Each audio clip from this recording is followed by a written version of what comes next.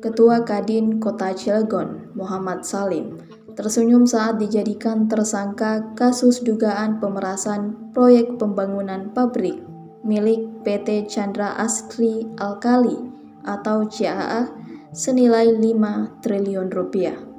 Salim ditampilkan ke publik dalam konferensi pers di Mapolda Banten pada Jumat 16 Mei 2025. Ia tampak cengengesan dan mengacungkan jempol meski sudah mengenakan baju tahanan.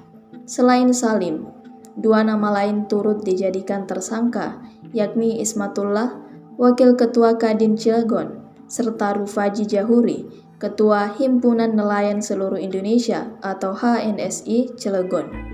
Ketiganya diduga terlibat dalam aksi pemerasan terhadap perwakilan kontraktor asal Cina, Shengda Engineering Co Ltd, yang tengah menggarap proyek pembangunan pabrik PT CAA.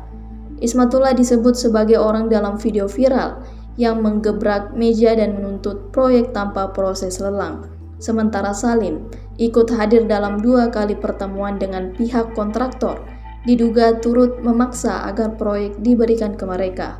Rufaji juga disebut mengancam akan menghentikan proyek bila pengusaha lokal tak dilibatkan.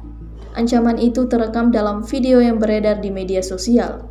Polisi menjerat para tersangka dengan pasal 368 dan pasal 160 KUHP tentang pemerasan dan penghasutan dengan ancaman hukuman maksimal 9 tahun penjara. Download Tribun X sekarang, menghadirkan lokal menjadi Indonesia.